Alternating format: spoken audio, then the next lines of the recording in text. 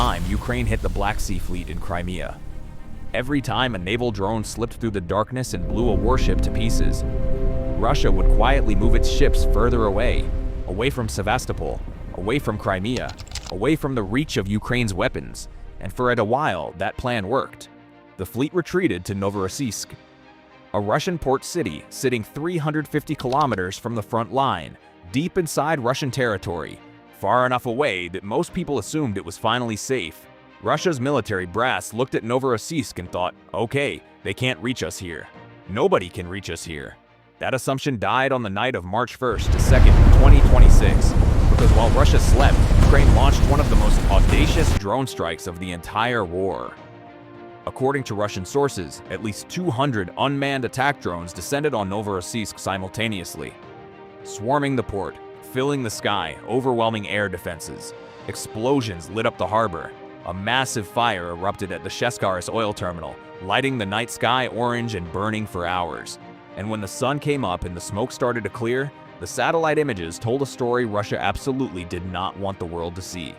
6 warships from the Russian Black Sea Fleet had been damaged in a single night. Not 1, not 2. 6.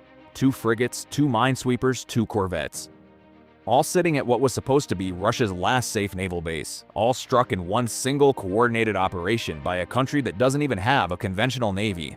Russia had run out of places to hide, and Ukraine had just proved it. Let's break down exactly what Ukraine hit, because the specifics here are genuinely staggering.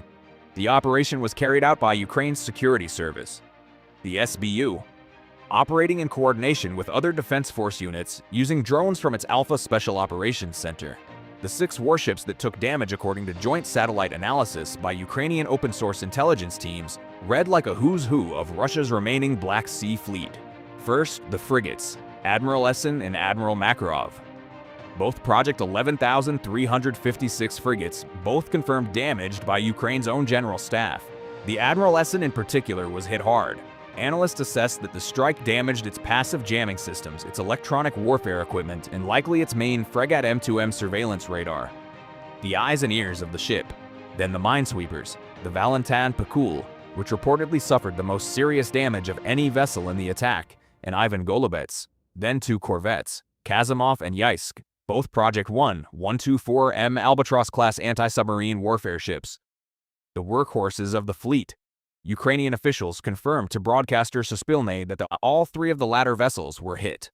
And while the warships were burning, Ukraine simultaneously destroyed 6 out of 7 oil loading berths at the Sheskharis terminal, one of Russia's largest crude oil export facilities on the Black Sea, forcing the state pipeline operator Transneft to cut crude oil intake by 250,000 barrels per day. Russia's S-300 air defense radar was destroyed. A Panzer S-2 short-range air defense system was destroyed. 3 Russian sailors were killed, between 14 and 16 were wounded. In one night, Ukraine didn't just damage ships. It damaged Russia's ability to defend those ships, export its oil, and project naval power in the Black Sea, all at the same time. That is not an attack. That is a masterclass. To understand why this strike is so significant, you have to understand how Russia's Black Sea Fleet got backed into this corner in the first place. At the start of the war, the fleet was operating confidently out of Sevastopol in occupied Crimea, a prestige base, a historic base, the headquarters of Russian naval power in the Black Sea for 2 centuries. Then Ukraine started hunting it. Ship by ship, base by base, Ukraine's sea drones and missiles turned Crimea from a fortress into a graveyard. The flagship Moskva, the most famous warship in the entire fleet, was sunk by Ukrainian Neptune missiles in April 2022, a moment so humiliating that Russia didn't officially admit it until January 2026, nearly 4 years later. Submarines, landing ships, frigates, all followed. Russia's fleet was forced to abandon Sevastopol entirely, retreating east to Novorossiysk, which at least had the advantage of being in mainland Russia, not occupied territory. But Ukraine followed it there too. In December 2025, the SBU struck a Russian submarine docked at Novorossiysk using a previously undisclosed underwater drone, the first known use of a submarine suicide drone in combat. In November 2025, they hit the Sheskharis oil terminal so hard that it triggered a U.S. diplomatic complaint, because the terminal handles Kazakh oil in which American energy giant Chevron has a financial stake.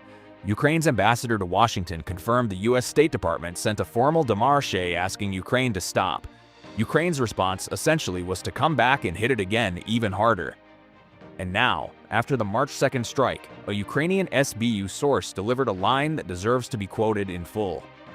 The SBU systematically reaches the Russian where it considers itself safe. In ports, at bases, and deep in the rear, there are no safe zones for Russian military facilities. That is not a boast, that is a demonstrated fact. So what does all of this actually mean? In the bigger picture, for the war, for Russia's naval power, for Ukraine's strategy going forward. Here's the bottom line. Russia's Black Sea Fleet, which at the start of the war was one of the most powerful regional naval forces in the world, has been systematically dismantled by a country that had no navy to speak of when the invasion started.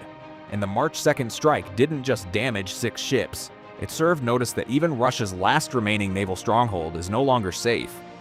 That 350 kilometers of distance, the protection of mainland Russian territory, and an entire layered air defense network including S-300 and S-400 systems are not enough to stop Ukraine from reaching in and hitting whatever it wants, whenever it wants. And the implications go far beyond the Black Sea.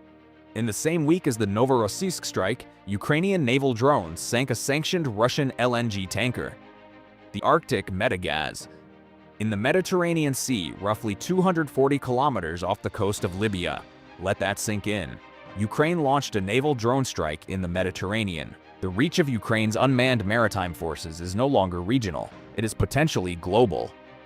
Russia's military planners are now facing an enemy that can strike submarines underwater, frigates in harbor, tankers in international waters, oil terminals behind the front lines, and air defense systems meant to stop all of the above. Simultaneously with drones that cost a fraction of what the targets are worth. The phrase Ukrainian officials keep using, "no safe harbor for the occupiers," started as a rallying cry. After March 2nd, 2026, it is simply a statement of fact.